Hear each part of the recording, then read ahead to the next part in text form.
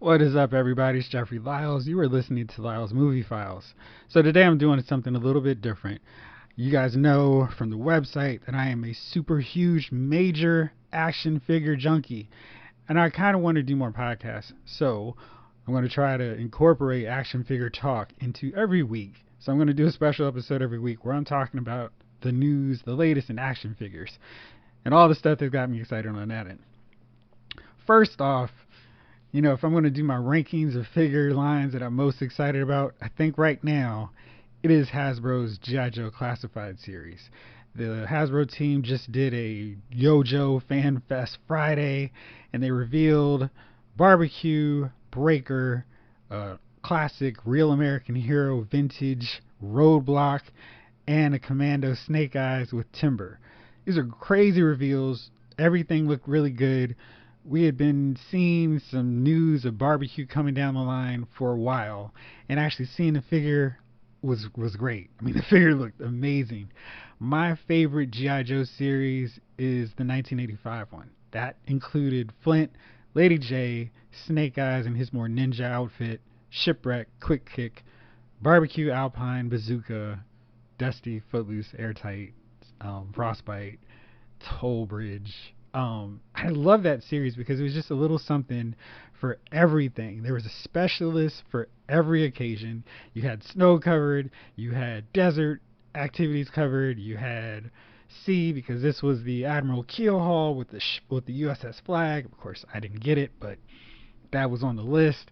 But it was just something for everybody in the series, and one of my hopes is that the classified series lasts long enough to get all of those core, maybe not the vehicle guys, but all of the solo figures from that wave release. And that also includes the Dreadnoks, Ripper Torch Buzzer, Zaymot and Tomax. There's so many guys in that line. So, I mean, they based off of the very slow trickle of figure releases, like 3 to 4 in a wave, it may take a while, but I'm really hoping to get all those characters knocked out because I'm going to put those front and center of my G.I. Joe Classified series display. Another series that I'm really hoping that Hasbro will tackle, I didn't even think this was possible until they showed Breaker with the Ram Cycle, is the original 13 because, that's where it started. I remember going into Toys R Us, RIP in the US, and seeing this new toy line. Because, I mean, basically the only reason I was going to Toys R Us at that point was for Star Wars. And then I immediately was like, yo, these figures are the same size as Star Wars. What are they? I want them.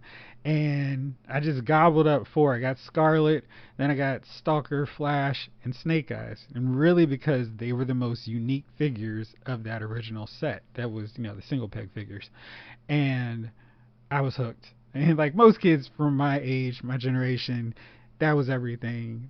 The Joes could fit in vehicles. You had all this play. There were so many Joes, so many Cobras.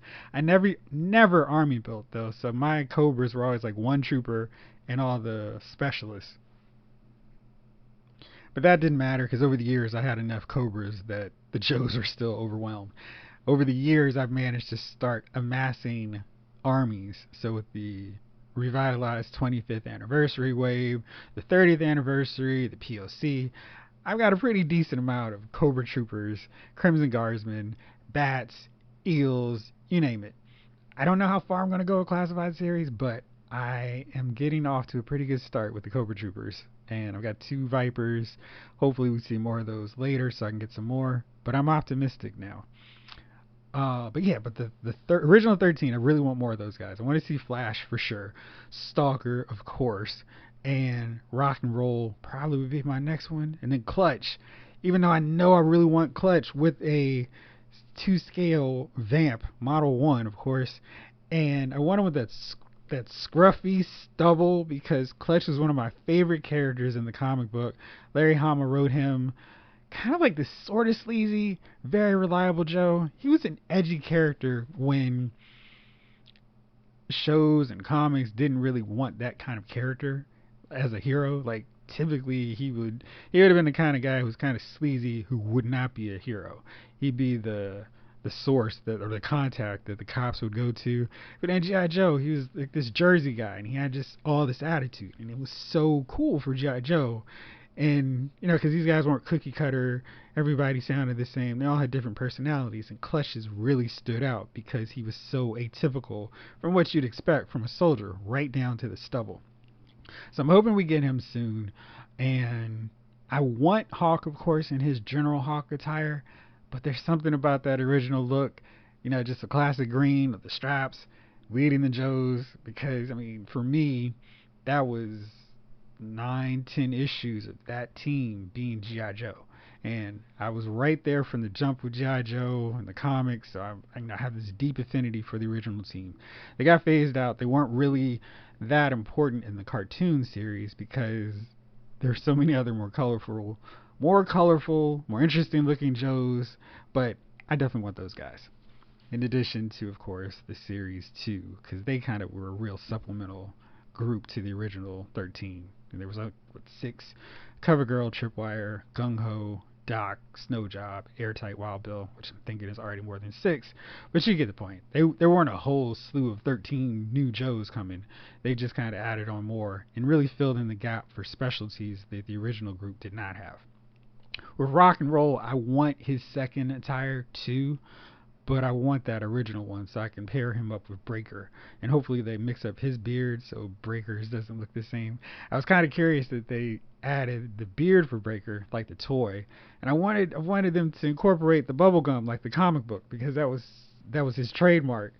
So much so they even included in that ridiculously terrible G.I. Joe Rise of Cobra. Maybe that was the one thing they did right, actually paying that homage to the comic and having Breaker chew gum. But yeah, so I want all those guys in their original looks. Of course, I want Grand Slam in his silver waffle pattern armor, so Flash can be the standalone in the red. Yeah, I was really excited about seeing Breaker because I'm like, yo, you guys are actually going to do these guys? Then I want all the original 13. But another thing that over the past week that I've noticed, there are a lot of area collectors, so I try to help them out. So I've gone to a bunch of stores, and I have found a lot of Major Blood figures. And if you recall, with the previous assault on Cobra Island, it was a nightmare. I mean, you just had to get lucky. You had to be there when they happened to be there. There are different websites that were very helpful in terms of like, okay, this store hasn't been stocked. Go, go, go. It's not working now, and it's a crapshoot. But I've got to give Hasbro and Target a lot of credit here because they said we're gonna do better. We're gonna make sure that we have more figures of these guys available so you guys can get them. And I have been around the stores. I've seen Major Blood in like 5 stores. Typically, it's 1 or 2 on the pegs. I saw one that was kind of moved to the side because somebody tried to hide them. Not really well. It was just kind of like, let me put it here. But I've seen pictures from other areas where there were 5, 6, 8 on a peg, and there's not a shortage. So if you still want a Major Blood, go to Target. I mean, the website even has them where you can find your area store that has it. So they've done the job, and it seems like getting these Target exclusive Joes are going to be a lot easier, which is great for everybody because, I mean, these figures are amazing, and everybody should get a chance to get them if they want them. And it shouldn't be this thing of, oh, man, this is an eBay exclusive line because there's never any in my stores. So it looks like they've got that solved, and that's really good because Barbecue and Breaker are definitely figures I want to have without pulling my hair out, so it looks like that shouldn't be too difficult. Knock on every piece of wood in my place. Snake Eyes and Timber is kind of like an online internet exclusive. It's available at GameStop, Best Buy, Entertainment Earth, Amazon. I think Amazon finally put it up. They were really slow earlier. Dorkside Toys had them up. I did pre-order. I'm excited about getting this figure because this is the original 13 version of Snake Eyes, who I'll pair up, of course, with Breaker right away. And Timber, of course, will be more with the first edition, first wave Snake Eyes because, that's kind of when he started hanging out with them. Outside of G.I. Joe issue 31, when Destro and Firefly and Fred invaded Snake Eyes' castle or his cabin in the High Sierras. Awesome read. That's one of my favorite stories of G.I. Joe. Rod Wiggum on the art, and he was one of my absolute favorite artists, period, not just for G.I. Joe. So, and another thing that's really cool, lots of people are reporting seeing Joes on the shelves all over. So Walmarts have consistently had Flint and Lady J, Cobra Commander, on shelves so people could get them. And I don't think that's a coincidence that Flint and Lady J are part of the wave that Hasbro's really pumping out in the stores, because they are two of the best figures in the line. They really have that, oh, these are the Joes, these are the characters that I had when they were yay high.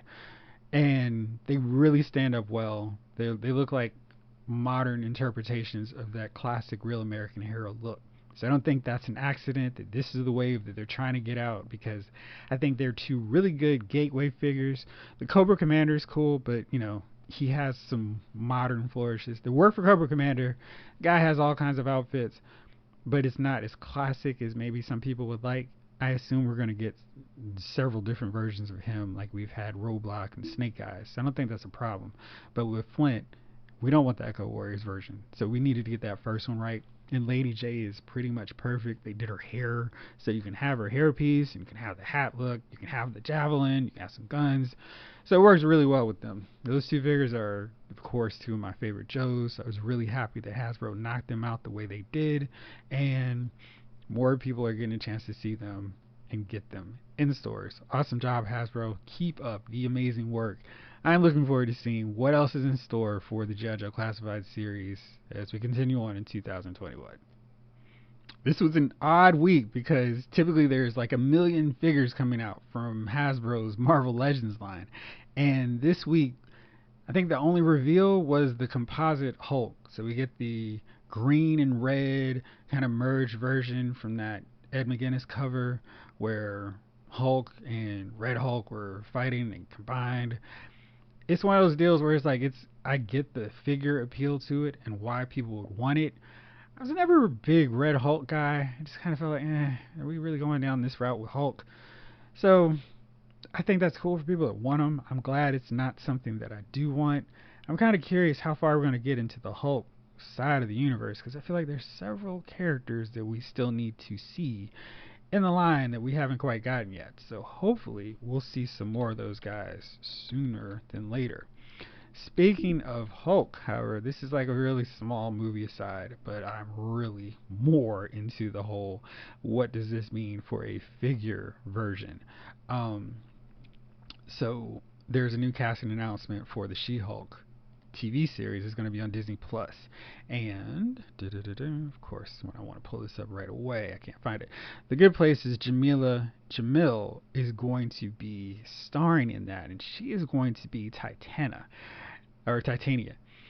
and that's great because she fills a very needed hole in the Secret Wars roster, and she's one that I was kind of like, how are they going to get this figure out? Because I still want an overhauled Wrecking Crew.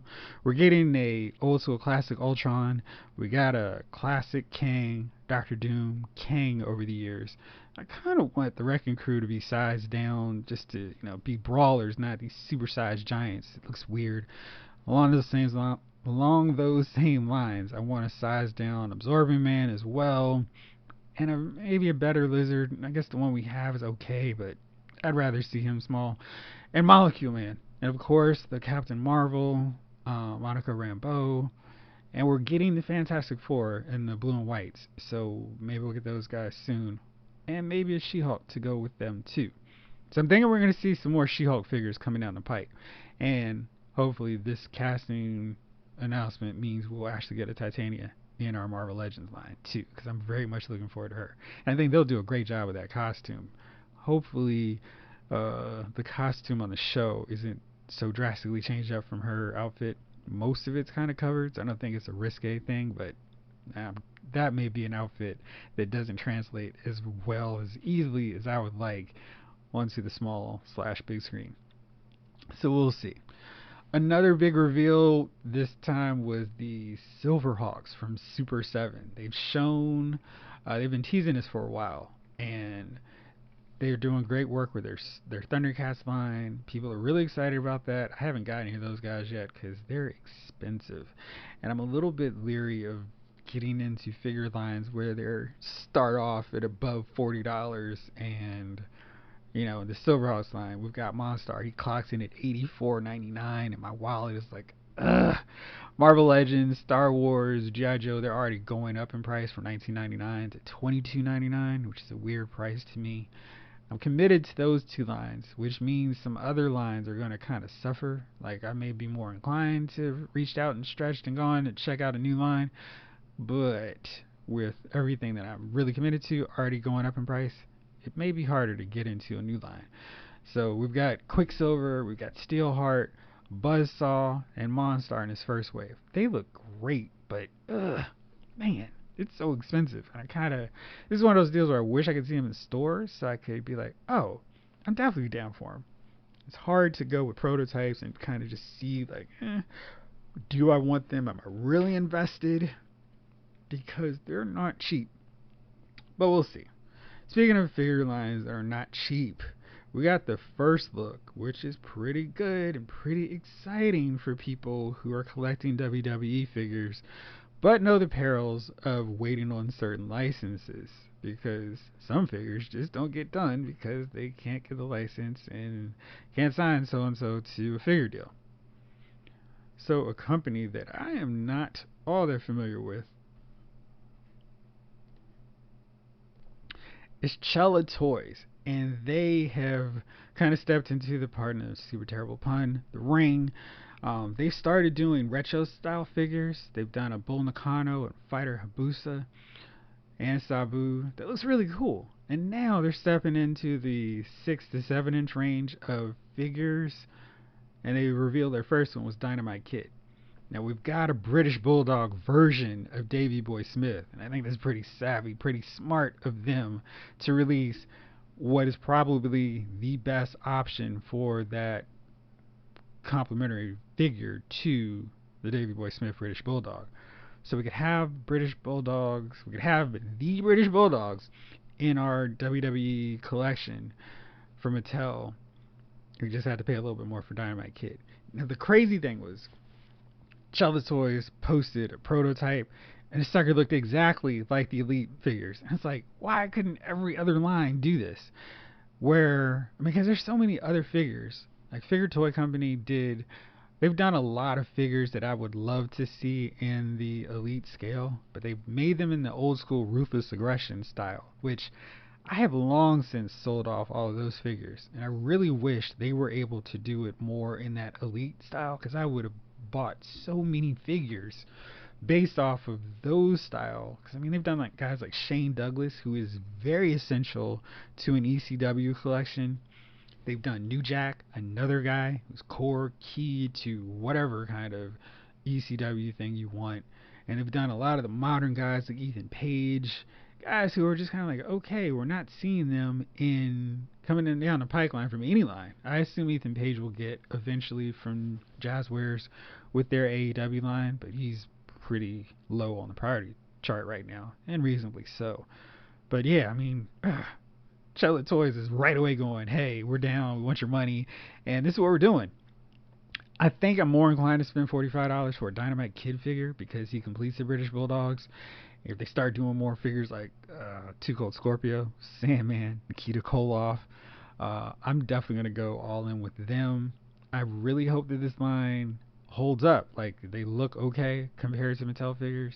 They said that they're in scale with them. The articulation looked very much the same, so it's not a case of trying to merge the AEW Unrivaled figures with the Elite ones. I mean, the Unrivaled figures just look a lot better just in terms of the articulation.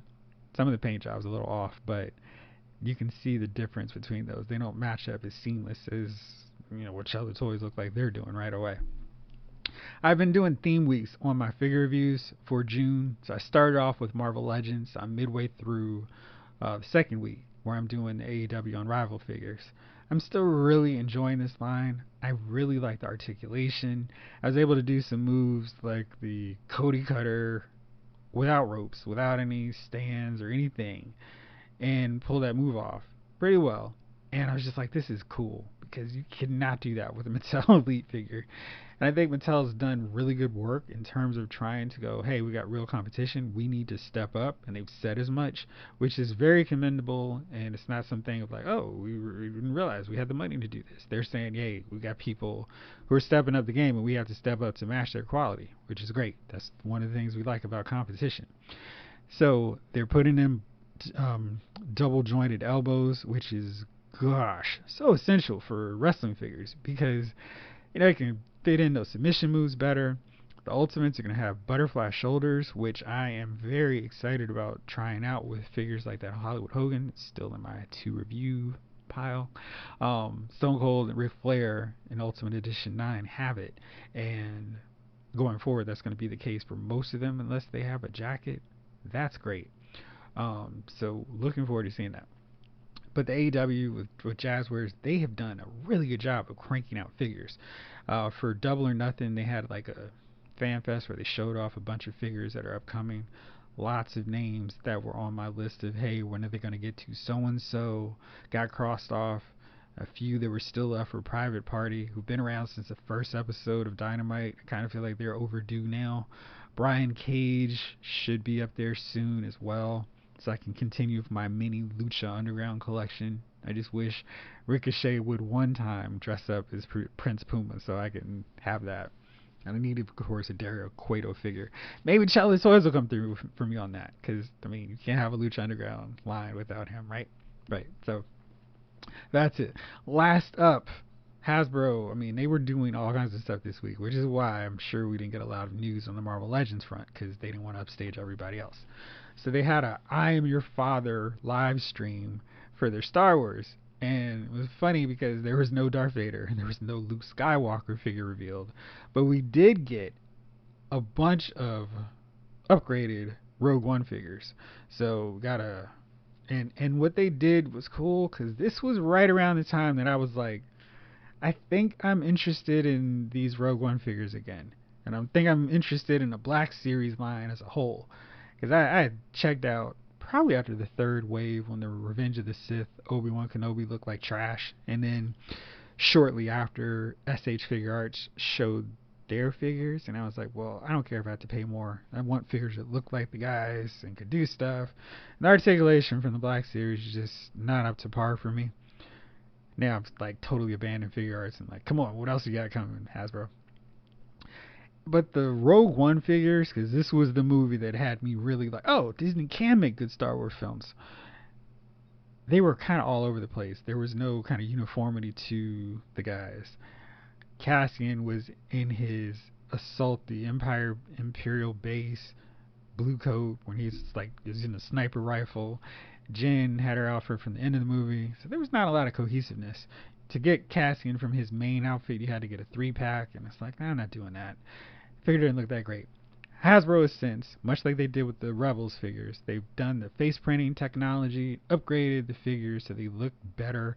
They look more like the actors and actresses and robots in this case. And we got the debut of the Bodhi Rock figure. Bodhi Rock figure. That's great. There's a whole set now. We can complete the lineup. I'm kind of hoping we get a Saw Gerrera at some point, because even though he wasn't really part of the crew, I kind of feel like we need him. And we also need a younger version for our Clone Wars / Rebels version, so we need to get one so we can get the other one soon afterwards. They also showed a Anson Merrick figure, and he looked good, and a Galen Erso figure, who was also very important.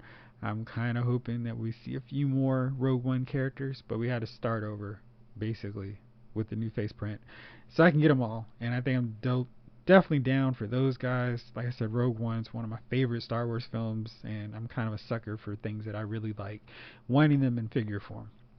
So these look really good. They also showed some new archive figures. So I got a Princess Leia from Star Wars. The cloth outfit, face printing looks a lot better. Got an Obi-Wan Kenobi, but it's the Revenge of the Sith figure that ran me off originally. And they use the same old head sculpt. They fixed it up a little, but it's still that old janky head, which is kind of disappointing because they just released that amazing Clone Wars version, which is perfect for Revenge of the Sith Obi-Wan. And that the whole neck thing is just bad. So I don't think it's going to be like an easy transition to switch over and use for that instead. It's just a mess. I just wish they had done that head sculpt. So now I still have these feelings of, this is an okay re-release, but you guys really just need to overhaul, do a better version of Obi-Wan and Anakin from Revenge of the Sith, so we can have the iconic looks for those characters the way they were intended. And I know iconic was something that was used so much during that live stream, but in this case, it is actually iconic because that was their looks for Clone Wars too, which was very important to Star Wars lore. So I think we need that definitive version of them, Anakin and Obi-Wan, in their Revenge of the Sith / Clone Wars attire. Hopefully that's still on the list despite these latest archive re-releases. They've also did a Darth Revan figure for the archive series, but most importantly to me, and which is making my wallet scream, is they've added the 501st Clone Trooper into the archive series. That's money, because that's money going the opposite way of the way I want it. I'm going to army build the mess out of them. Those are my favorites of the Clone Troopers, because they're blue, because they roll with Anakin, and because they were the ones that marched up the steps of the Jedi Temple to the massive slaughter of the Jedi with Anakin. If you watch the Clone Wars, you know that's basically Anakin's squad anyway, so them rolling with him makes perfect sense. I was able to track down a Clone Wars Echo figure. There's some weirdness going on with the re-release of the Black Series Rex, because apparently Hasbro didn't think that he was going to be popular enough to warrant all of these orders. They're running behind, so they had retailers like Dorkside slow down, stop orders, say we've sold out, so they can kind of meet some more of this demand. I need a Captain Rex figure, so I need them to work that out. But yeah, I want to have like at least 10 of the 501st flanking Anakin. I think I have about 12 of the regular stormtroopers, so I may need to get more of those guys too. But getting those guys out to the masses is great, so hopefully everyone who wants to can army build them with ease and won't have a huge issue trying to get more of these guys in their line. And finally, last but not least, Hasbro teased a HasLab for their Star Wars Black Series line, and they said it's not a vehicle, which is, that makes sense because we've gotten some vehicles pretty much as big as we could realistically in this scale. We've got the Snow Speeder, which is amazing, the Sand Speeder. I don't really know what else could work. I mean, I would pay it, and I would not even blink or flinch at the notion of paying for a scale 6-inch Millennium Falcon. I'd be like, all right, whatever. How many payment plans do you need? I will pay for it. But I don't think that's in the cards. There are a lot of people speculating that this will be the Rancor. Now that's interesting because I don't know where in the world I would put a Rancor. I don't know where I would put a Millennium Falcon. Maybe I'd have it hanging from the ceiling. But a Rancor would be kind of like, where am I putting this in my Return of the Jedi display? And clearly I'm going to have to need a whole new section to create a Rancor pit for him underneath Jabba's throne. So it'd be a pretty complicated display, but I'd be up for the challenge. So I'm curious to see what it is and if it actually is going to be the Rancor. I'm not sure what else would really work in the context of a HasLab, because they put a lot of effort into those deals, and it's not a cheap thing. They typically tend to make expensive deals. People have speculated it could also be Yoda's his hideout, his cabin in the woods in Dagobah. I'd be down for that too. And there's not a lot in Star Wars lore, especially the original trilogy and the Clone Wars era prequels, that I would be like, I don't need that. So I'm probably on the hook for whatever this is. Hopefully they'll give us enough warning so I can actually get it and pay for it without having my wife go crazy. Alright, well that's it for this one. Like I said, I'm not going to make these super long like I do the podcast with the fellas, but I wanted to do something, so I'm a little bit more regular on the podcast. I will probably be doing something wrestling related. AEW is on tonight, Friday, which is odd and kind of throwing off the whole when could I do this. But we've also got an In Your House Sunday for NXT, which I'm not at all excited about because I just think Karrion Kross is going to keep the belt and keep this dull, boring reign of his going. So we'll see. But for now, check out the website, LylesMovieFiles.com. I've got all the pre-order links for the Silverhawks, the G.I. Joe figures, and the Star Wars Black figures. And some of these G.I. Joe figures that are available now, including Roadblock and Snake Eyes and Timber. So thanks for listening. Hope you enjoyed this installment. Let me know what you think. Let me know what kind of figures you're looking for and what kind of things you want me to talk about in the figure perspective of these podcasts. And that's it for now. This episode of Lyle's Movie Files has been filed.